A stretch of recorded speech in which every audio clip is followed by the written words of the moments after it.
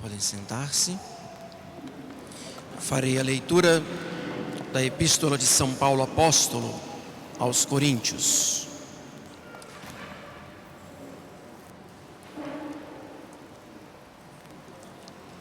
É a primeira leitura da missa de hoje.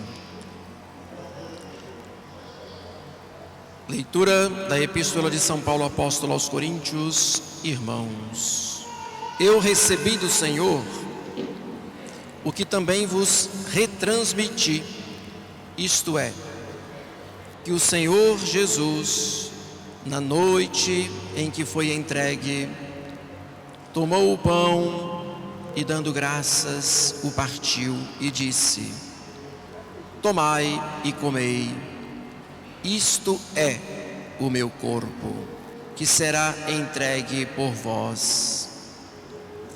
Fazei isto em memória de mim. Igualmente também, depois de ter ceado, tomou o cálice, dizendo: este cálice é a nova aliança no meu sangue. Todas as vezes que o beberdes, fazei-o em memória de mim. Com efeito, todas as vezes que comerdes este pão e beberdes deste cálice, anunciareis a morte do Senhor até ele tornar a vir. É por isso que todo aquele que comer este pão ou beber o cálice do Senhor indignamente será réu do corpo e do sangue do Senhor. Examine-se, pois, cada um a si mesmo, e só então coma deste pão e beba deste cálice. Porque aquele que o come e bebe indignamente, come e bebe a sua própria condenação, não distinguindo corpo do Senhor. Fique em pé, por favor. Agora farei a tradução do Evangelho segundo São João.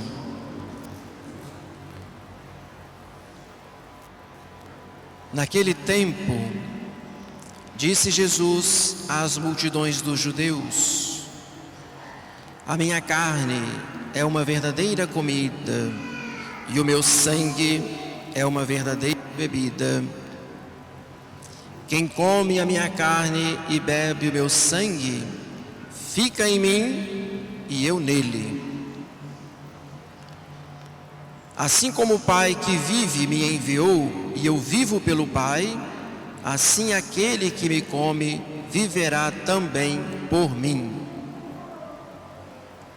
O pão que desceu do céu é este, que não é como o maná, que comeram os vossos pais e morreram. Quem come este pão viverá eternamente. Podem sentar-se.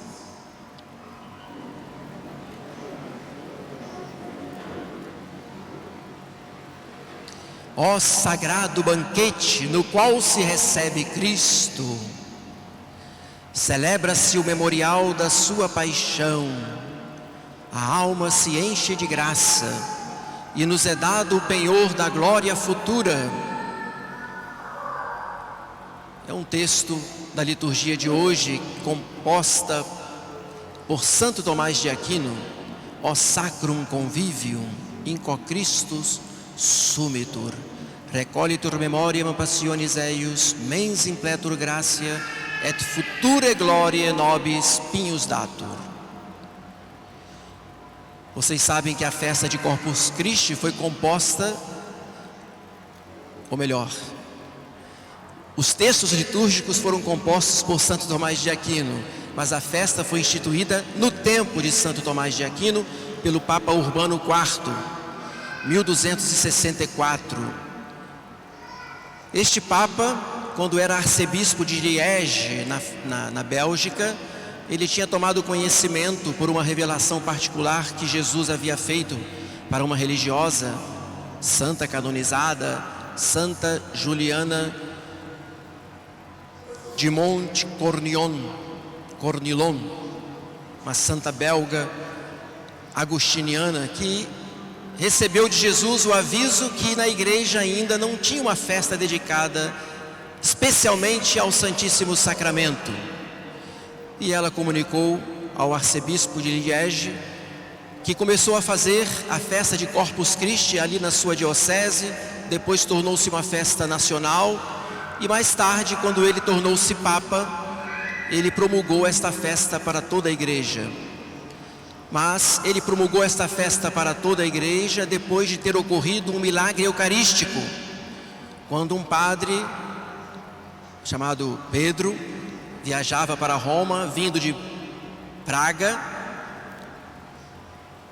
duvidando da presença real na Eucaristia. Na hora da celebração da missa, ele viu o milagre acontecer quando o precioso vinho consagrado transformou-se em sangue verdadeiro.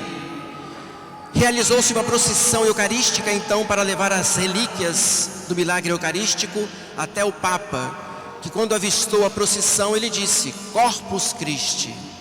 E aí então apelidou-se esta festa, com o nome que nós temos até hoje, celebrando portanto a festa que se volta totalmente para a Santíssima Eucaristia, que agora, enquanto a missa não acontece, apenas é uma preparação, as leituras e a pregação, a Eucaristia está encerrada no sacrário, Depois da consagração, Jesus se torna presente, e depois da missa, Jesus será levado em procissão. Nós faremos aqui a nossa procissão eucarística, Saindo pelo meio, o sacerdote com o ostensório, depois dando a volta pela direita, subindo as escadarias centrais e voltando até a igreja. Nós teremos duas bênçãos do Santíssimo, antes de começar a procissão e ao término. De modo que nós estamos aqui também porque nós amamos a nosso Senhor e temos fé na sua presença real no Santíssimo Sacramento. E queremos homenageá-lo não só através da Santa Missa celebrada, mas também pela comunhão recebida e ainda mais pela procissão solene.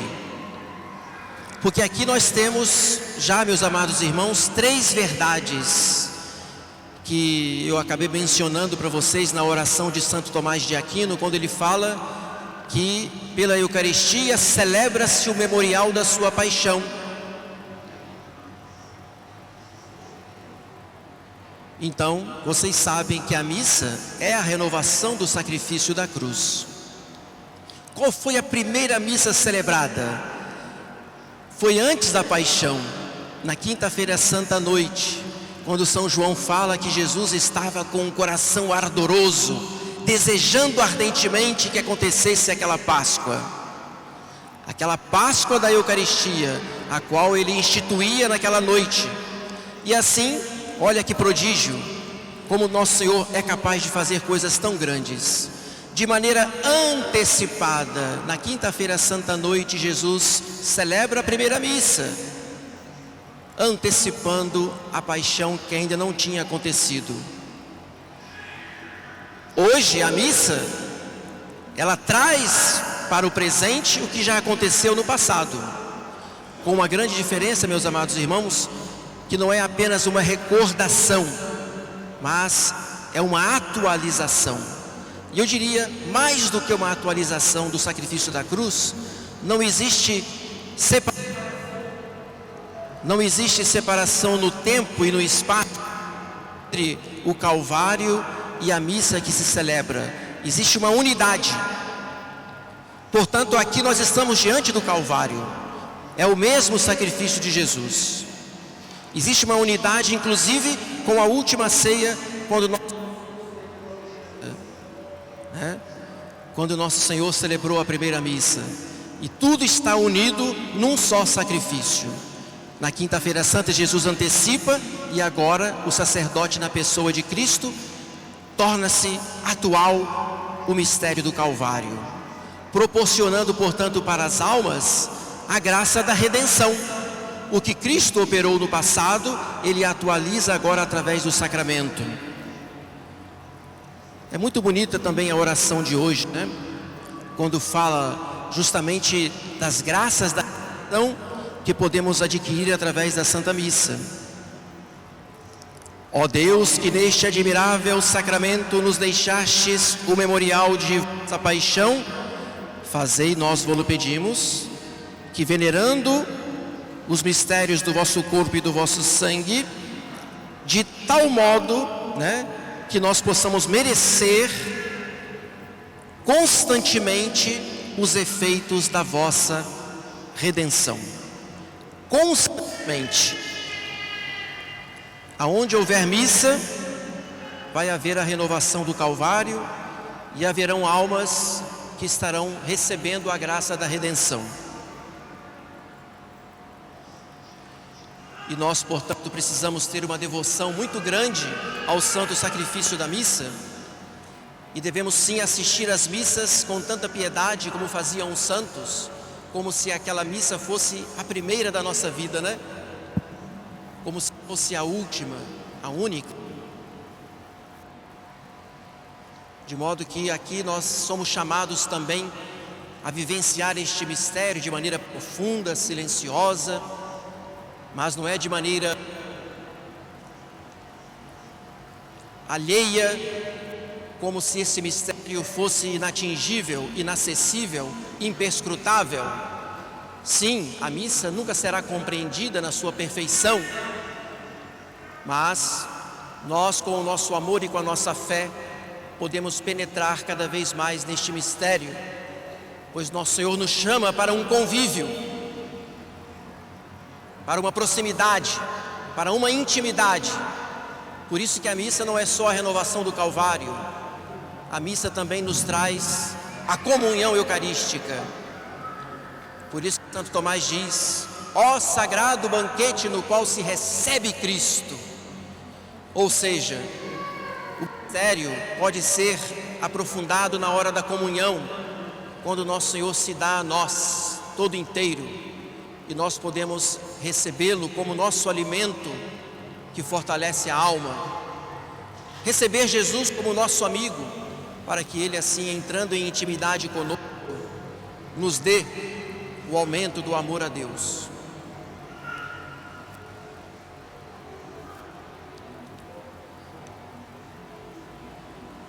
Assim como, meus amados irmãos, o corpo precisa do alimento diário para se sustentar, para se desenvolver e também para receber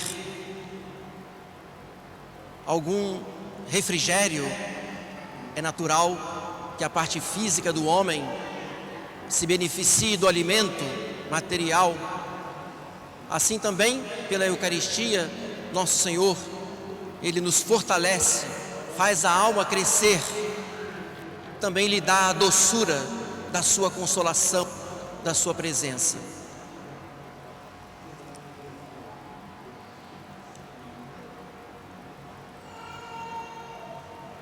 O que seria dos mártires se eles não comungassem?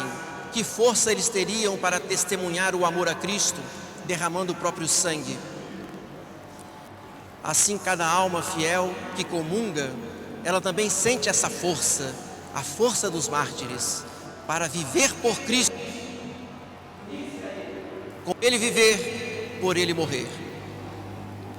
E é impossível que após uma comunhão, a alma não cresça na caridade, na fé.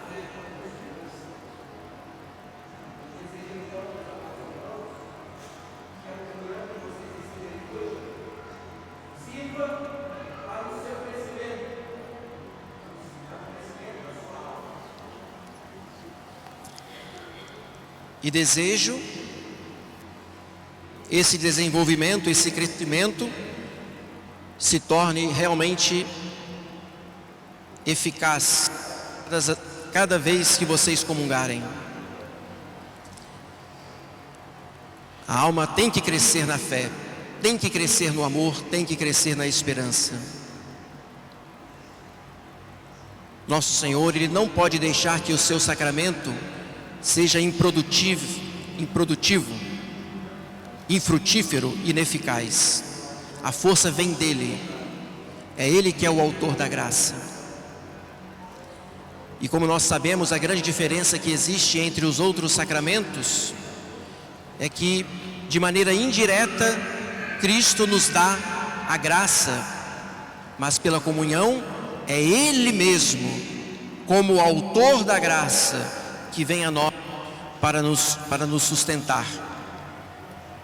E que então, com o seu amor, nos dê mais amor, né? Que nosso Senhor, com a sua obediência à vontade de Deus, nos dê também mais resignação à vontade do Pai. Que nosso Senhor, com o seu espírito de sacrifício e de entrega a Deus, nos dê também a generosidade para sofrermos cada dia. A Eucaristia é pão dos fortes. E como também nós precisamos de um suave refrigério, uma doce consolação que só nosso Senhor pode dar. Não é que nós buscamos os sentimentos ou estamos atrás de recursos sentimentais, mas nós não podemos duvidar que nosso Senhor também, Ele vem nos consolar. Diante de tantas dificuldades que atravessamos no mundo de hoje, diante de tantas tentações, fraquezas que nós padecemos na nossa carne, por tantas vezes que caímos e nos levantamos, sim, por um mundo tão árido de Deus, um mundo que está numa completa esterilidade, já que as pessoas não creem em Deus, não o amam e não o servem, e nem sequer querem conhecê-lo. Nós aqui estamos como num oásis, né? E estamos diante de Cristo, que vem saciar a sede e matar a fome dessas almas que estão sim desejosas ardentemente de receber o fruto de sua graça. Vinde a mim, vós todos que estáis cansados e sobrecarregados, e eu vos aliviarei. Nosso Senhor promete e Ele cumpre. Por isso, a Eucaristia, além de ser um sacrifício, é um banquete.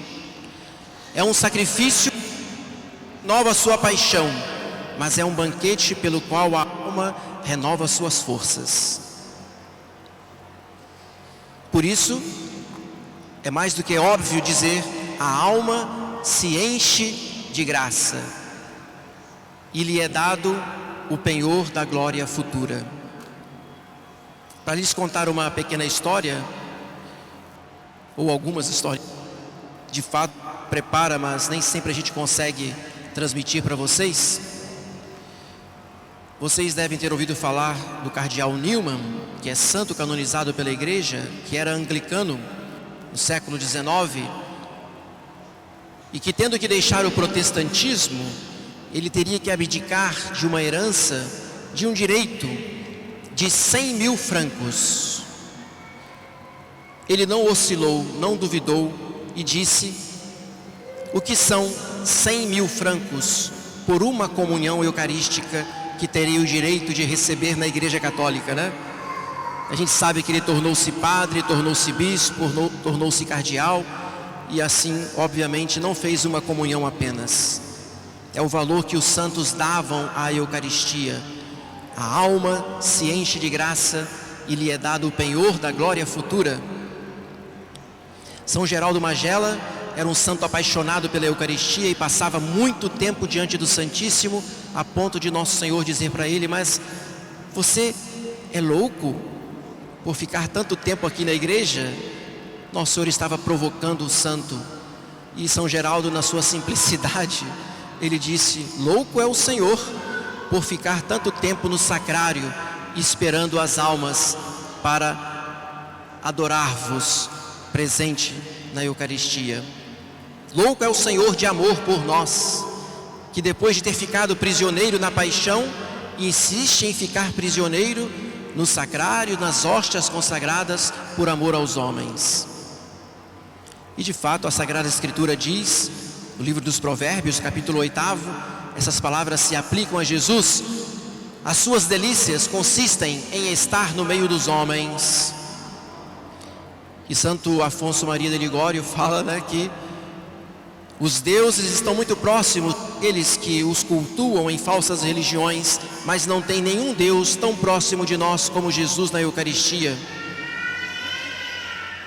Santo Afonso considera que as pessoas viajam tanto juntam dinheiro para ir à Terra Santa, quando na verdade nós temos Jesus tão próximo de nós no sacrário.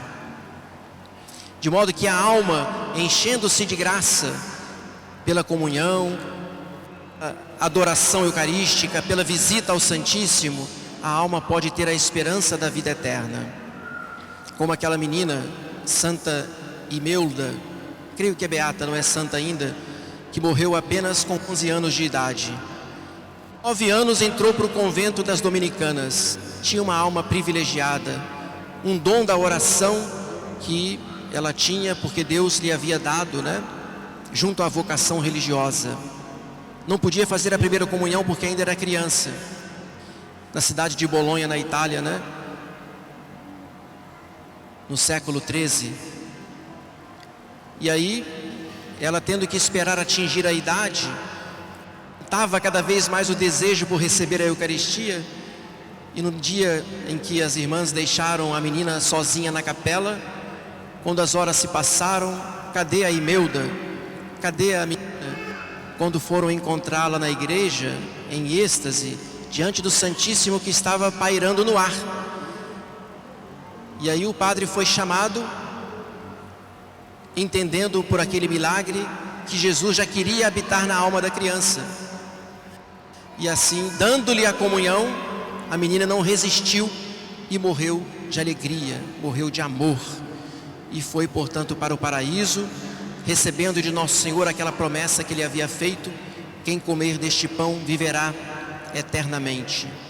Peçamos então a Nosso Senhor a graça também de experimentar essa alegria dos santos, de ter esta fé, este amor, essa devoção que os santos tinham, e que a Eucaristia seja para nós fonte de graça e o centro para o qual gravita o nosso coração.